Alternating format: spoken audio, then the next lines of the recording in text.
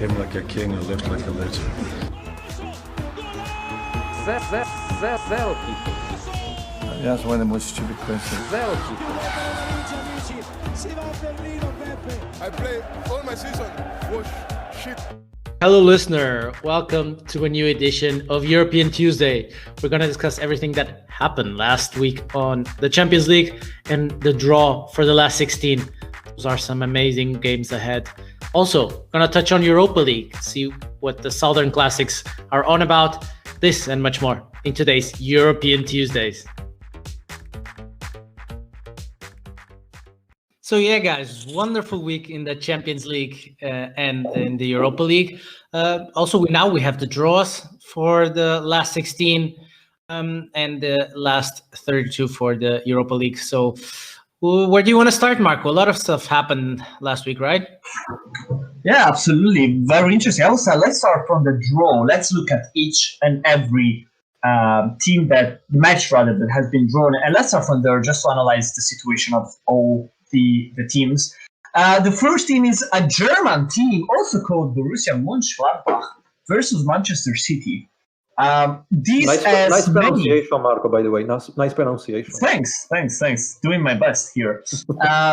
This one, as many of the other games that we gonna see in the Champions League, I believe are somewhat one-sided.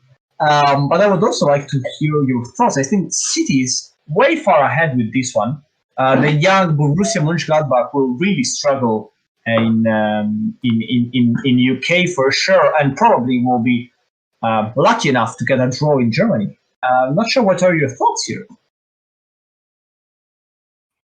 Well, to be honest, I think City had an amazing group stage. They finished first in the Porto group, quite blew them away, basically, except at Dragão, in which it was a 0-0, but because of Porto defended quite well. In the league form, they're not really great, let's be honest here. But still, they're going to be way too strong for Gladbach. Because Gladbach in itself had the interesting group, right, with Real Madrid. They finished second, which wasn't, to be honest, when we looked at the draw initially, we thought Gladbach would finish fourth, probably. Even Shakhtar was in front of them.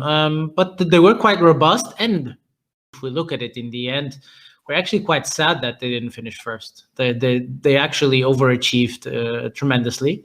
So I think this is going to be a City win, to be honest. Yeah, absolutely. They had a very strong group stage, and it's not surprising that indeed a team such as Inter, with very high expectation, I would say, as we were also giving them a part of the draw, was really struggling and actually came out last. But they had a really strong performance. Do you think, Stefano, that they can keep on going and possibly be the surprise of this year, as we've seen Ajax 2 years ago, we've seen Atalanta and Marseille last year? We are seeing the smaller team going quite far. Do you think that can be the Borussia's year this year? As much as I would like it to be, I do not see it happening. I agree with you that City will probably go through. And while it is true that City does not have the best record in the Champions League in the past few years, this year, once again, they seem strong. And I think that they will go through, actually, yeah. Although let's think one thing though, because when City go out, they always go out not against the best teams, but against teams that you're kind of surprised, like last year Lyon, or 2 years ago with Tottenham. So you're always a bit surprised when City goes out. It's never against the big ones; it's normally against the smaller ones. Yeah, and I think also they quite struggle with the fast-paced tempo that teams such as Borussia can put in place, really. If anyone, I would say from the smaller team, from the second tier, they are probably the ones that can really pose a threat to City. If I had to pick one, I would definitely pick Borussia out of the second entries, really. So let's see how it develops. Definitely an interesting game that might pose a surprise. City comes ahead, but from one Cinderella team to the other, Lazio, after many years, finally passing the group stage. As you know, I'm a Lazio fan, so I'm quite excited about this piece. We're gonna go in an amazing stadium against one of the strongest team. Well, not to brag about us, but if we look at the performance that they have put in place this very year, as long as we don't lose 8-0 such as Schalke did, or 6-2 such as Salzburg did, or 4-0 such as Atletico Madrid did, or 6-0 such as Red Star did, I mean, we're doing fine. Last year, 8-2 against Barcelona. We have a chance to actually just concede 6 goals in 2 games and still pass through. Yeah, I mean, you have something. Sorry, Marco, but you have something that Bayern does not have, which is Akpro. Come on, there's a chance. So true. So true. We have quality, guys. We have quality. 29 years old, first year not playing in the second league of the Serie B, basically, so the Italian second league. First time ever scoring a goal against Borussia Dortmund. You know, we have the quality here. We're just improving. 29 years old, plenty of time to develop. Yes, you are not wrong. Then again, you kind of were destroyed by Bayern's B team in Borussia Dortmund. So, you know, basically where they're gonna pick their players. So if you can't even beat those guys, in their well, we did 3-1. I'm sorry, Alex. Yes, but they will, you not know, the performance you had in your group. Not playing serious. They will play serious this time. That's what happened. Yeah. We were let's just, be honest. we knew it was a B team. We were just chilling. No, jokes aside, it's a down-dusted game. I really see no more than 0.1% chances for Lazio to go through. I think Bayern this year is one of the strongest teams. Very consistent, very stable, great play, great players, very young players as well. Possibly they could do the back-to-back. That's at least my view, but not much to discuss about this game. We're happy to play against that team, and we're happy that we're gonna be seen in the elimination phases. That's it really for Lazio at this point in time. But from one game that has nothing to say to probably, at least in my opinion, the second most interesting game of this road, Atletico Chelsea. I think it's the game that is the most even on paper. It's really 2 great teams. Atletico, in my opinion, coming stronger, also looking at their league performance. But Chelsea has had quite a decent spell in the Champions League. Lampard knows what he's doing. The team is not there yet. You can still, it's a project, but it's developing. So I wouldn't be surprised if they could be a surprise in here. I think it's quite an interesting game.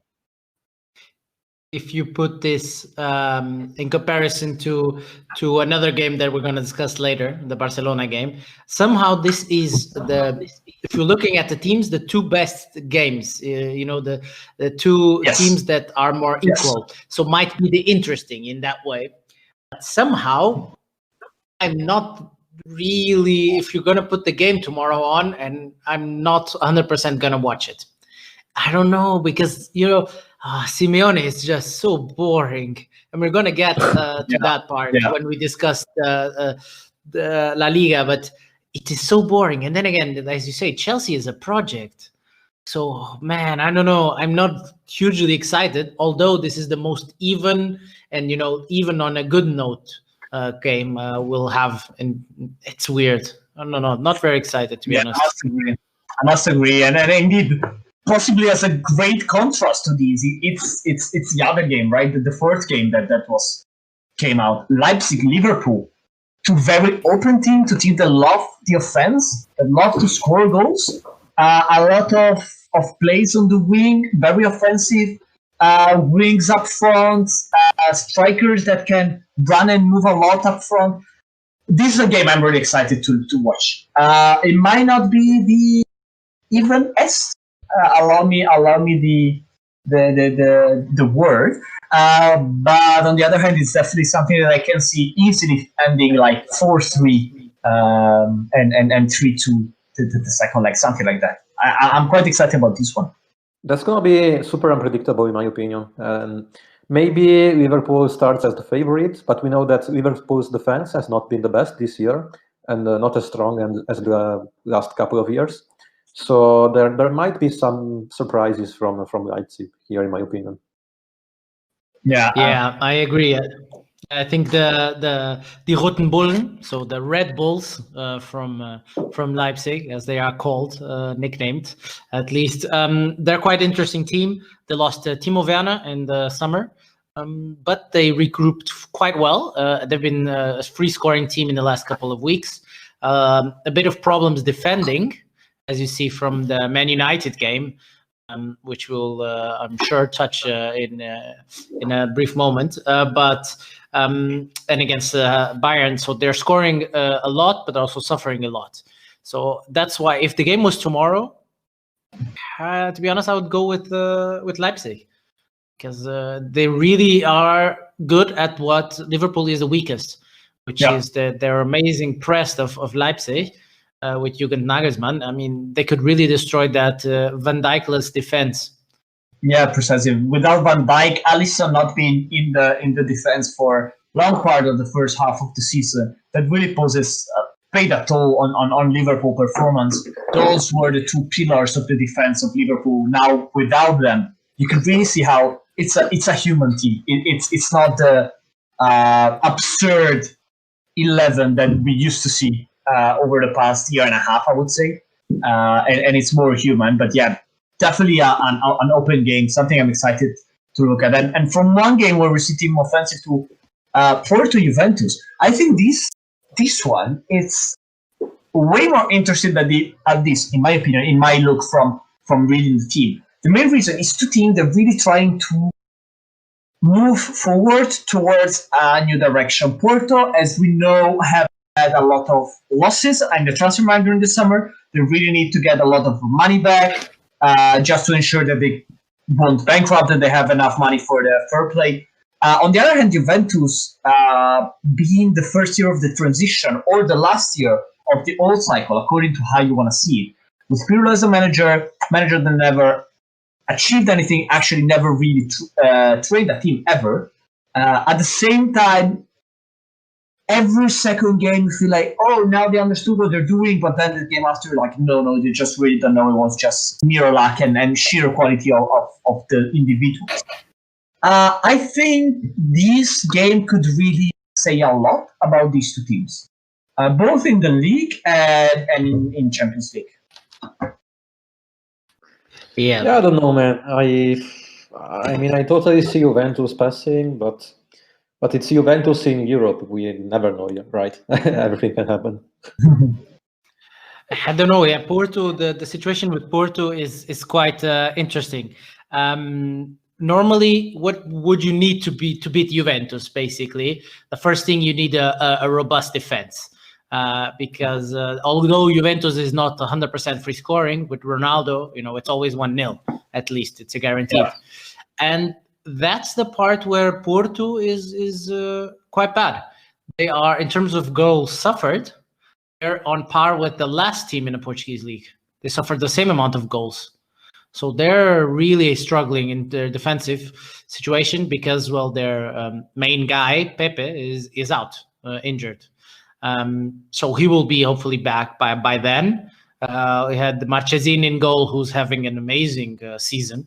The Argentinian is on the verge of 30, showing to be an amazing shot stopper. So I think if that's the reason. Depends if Pepe is back. I think it could be a tough game for Juventus because they don't seem very creative. I mean, they have Ronaldo, and Dybala is scored his first Serie A goal this weekend. Yeah, they're really relying on individuals. And if there was one player that I need to put above anyone else in Juventus, in my opinion, right now, it's not even Ronaldo, it's Cuadrado. If you look at the goals that Juventus scored, I think like 60-70% of those came from a cross from the right from Cuadrado. Yeah, and he even learned how to defend, which was not his strong spot in the past. But now he also knows how to defend. So Cuadrado is a really strong player this year. Yeah, precisely. Surprising at 32, finally really understanding what he should have done all these years. But good for Juventus, I guess. Yeah. But let's move to the most interesting game, Barcelona, Paris Saint-Germain. I think this is a must for anyone who even just remotely enjoys football. This could very easily be a potential final, although Barcelona is not the team that they are every year. But were Barcelona Paris Saint-Germain to be a final, would I be disappointed? I don't think so. Yeah, I think it's a really interesting match, and that's the match I refer to as opposite to Atletico Chelsea. Although these two teams aren't playing great, I mean, Barcelona is 9th in La Liga. We already know how bad that is. Whilst PSG is not even top in Liga. So that's quite interesting. But somehow I'm more excited about this game, despite being with worse quality teams in comparison to Atletico Chelsea. Those are amazing individuals that you have there that can change a game from 1 minute to the next. You know, from Mbappe to Messi, Neymar, Coutinho, they can always change something. This is one of those games, and let's be honest, we all remember the 5-1, right? Yeah. The comeback. I mean, this game is rich within the small amount of games that they had between each other. It's a game full of rich history. Precisely. There is some Kabbalah also going, some numbers, some history. I think that makes it even more interesting. And if the listener will allow me, I will just leave one game because I think it's the best transition to what we're going to discuss after. But we have a game that I don't think is as decided as it might look. Atalanta, Real Madrid. This game is surprising. Real Madrid is not performing that well. We know we had many rumors over the weekend about Zidane possibly even resigning. Atalanta has very big dramas right now in the dressing room because El Papu Gomez, who has been the captain of the team over the past 3 years, really leading with Gasperini, but he's been the pillar of Atalanta, I would say, even longer. It's about to leave the club, which is quite a surprise, really. Due to arguments with the trainer and the management, it looks, but two very different teams. I think if Atalanta had to pick anyone winning the group that they could beat, it's Real Madrid. The two styles really clash. The strong wing play of Atalanta, I think, can make a dent in Real Madrid. Atalanta is not the Atalanta we've seen last year, by no means. However, somehow they still managed to go through the group quite convincingly. They are here against Real Madrid, and I think if I were an Atalanta fan, this is the team I want to face against. You know, I would have actually seen Atalanta going through, but the disturbing news about Papu Gomez made me change my mind, actually. Because not only, as you said, not only he was the captain, but he was like the center of Atalanta's play style. Like not all balls, but most ball passed through Papu Gomez. And it's not only that, but we also know that even though the main argument and disagreement was between Papu and the manager Gasperini, also other players were involved, including Josip Ilicic. So I believe there's going to be a lot of backfire in Atalanta's dressing room. And even though they still managed to beat Ajax even after the disagreement with Gomez, I now do not see them being stable enough to try to challenge Real Madrid. Yeah, and it's quite interesting if we talk about the Real Madrid perspective of this. 2 weeks ago or 10 days ago, we were talking, okay, Real Madrid has 3 games ahead of them, and Zidane might be out by game number 2. They have to go away to Sevilla, which is a hard game. They have to play Mönchengladbach at home, and they have to play also Atletico in the derby, flying Atletico. And the guys came out, they played all these 3 games, they scored 5, they won all of them, and they suffered 0 goals. How the mighty have fallen and then gone back up again. I mean, it's amazing, right? I mean, we're talking a different season now for Real Madrid in 10 days. Yeah, totally. Yeah, absolutely. But still, Real Madrid they haven't bought any players. I think this year they're not expecting to win much. They just expect to have a consistent season, I would say. So if there's one team from the strong ones that Atalanta would have picked, it's probably this one, as Borussia, who's on paper is the weakest one. I think has a playstyle that would really demolish Atalanta. I don't see Atalanta winning up against Borussia Dortmund, to be honest. And Borussia is indeed the last game. Borussia Sevilla, which personally it's really the game I'm the less interested about. It's because the two teams are so even on paper. However, to me, it feels, and probably it's the Sevilla bias, more like an Europa League game than a Champions League elimination game. Yeah, I guess I agree with you. I mean, Sevilla is the Europa League team, you know, so you're kind of sad to see them somehow in the last 16 and in the Champions League, and then you start worrying, you know, who's going to win Europa League. I think that's my main worry. I believe that the expression Sevilla bias should just enter the dictionary because it is just awesome. But let me also do, before we close this episode, a quick highlight of 2-3 games of Europa League, which I think, at least for me, are more interested than this game we just discussed, Sevilla Dortmund. And first and foremost, definitely Sociedad United. I think that's the big one for Europa League, and that's at the level as a two-team are performing at the Champions League level, in my opinion. I think that's a great game, and I think it's a pity that these two teams are facing each other this early. Very open game, in my opinion. You see Sociedad finally trying to put the players in a position to win something this year. On the other hand, you see United, in my opinion, finally embracing the need of a change. Really, the young generation coming through. You see the striker up front, first and foremost, being really led by the youngsters, and I think they have a player in Greenwood. He's gonna be a massive top star. And when I look at him play, I think he's gonna be one of the big ones. And quite excited about this game. I think it has a lot to tell. But also Benfica Arsenal, I don't think it's no less interesting. What are your thoughts about this one? Just real quick, and maybe also Alex, you from a sporting perspective, how happy you are that Benfica is gonna face a strong team such as Arsenal? I'm sad, but not because they're facing a strong team, but rather because they're facing a weak one. In that sense, I mean, Arsenal, they are 15th in the English Premier League. They'll probably get rid of their manager in the coming days. They just lost to Burnley at home 1-0. I think if Benfica fans were to decide, they would play this game tomorrow. Well, but sorry, Alex. Aubameyang scored. Woohoo! Finally, after getting an amazing renewal, he gets paid 300k a week. He finally decides to score. Wrong side of the pitch, but he scored.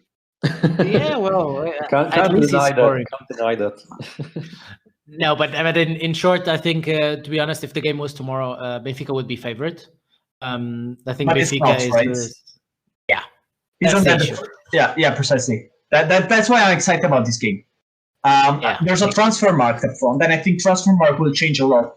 That's also what we're going to discuss in the next episode of the European Tuesday. How transfer market can change these games. Who can benefit from a new player, and how that can change the balance of these games. And then just to make a quick spoiler, I think Arsenal is one of those teams that can really benefit from a change in the manager, a couple of players coming in, and really change the season upside down. Yeah, but definitely you're right there. And I think Europa League is going to be interesting. But we also need to discuss two other Southern classics draws that were made. One last classic. Braga, I believe, isn't it? Yes. Fonseca goes back to where he managed. Yeah. So, I mean, before he moved to Shakhtar. So, what are your thoughts? Do you think Roma is going to be able to survive the atmosphere? Maybe if we have fans by then at the Quarry or not? Let me put it this way. I would have said maybe before I saw Roma with Dzeko. I'm going to say yes if Dzeko is playing.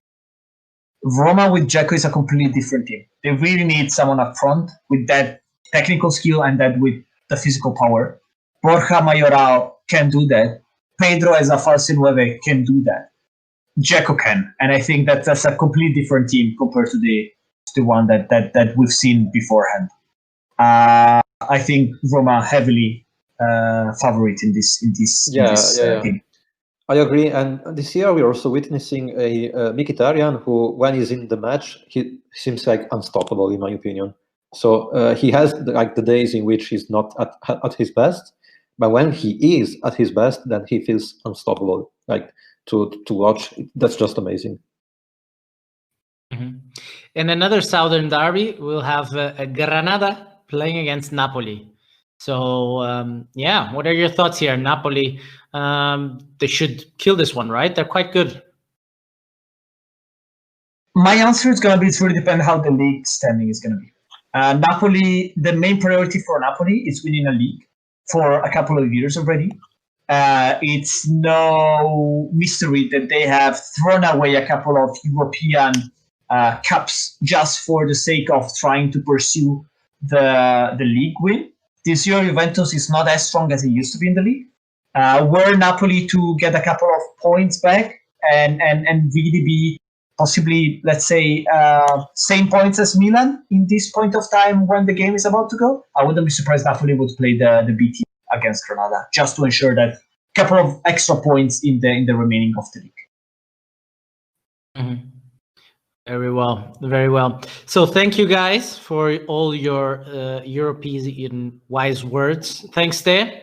Thank you, Alex. Always a pleasure. And thanks, Marco.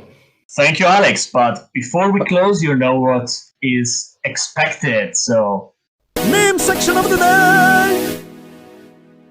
And for today's meme section, we have another edition, the second edition of Zlatan or Jesus, in which I'm gonna quote some sentence said by either Zlatan or Jesus, and you listeners, along with Alex and Marco, are gonna try to guess who said it, Zlatan or Jesus. So today's quote is the following: "With a man, this is impossible, but with God on your side, all things are possible." Who said it? What are your guesses, guys? I gotta go for Zlatan. I regret saying Jesus last time. That's a tough one, actually. Wow. I know. I choose them wisely. I'll think just because I'll be the opposite, I'll go with Jesus, but I feel it's going to be Zlatan. So what's your final answer? Jesus. Zlatan. Once again, you got it right, because it's Jesus this time. Damn it! So we have 2-0 for Alex, a score which is becoming almost humiliating. So. Oh God, Damn it's it. getting worse and worse. Oh man. So cheers. Thank you so much for that one, Ste. No problem. Bye, guys. All right. Bye.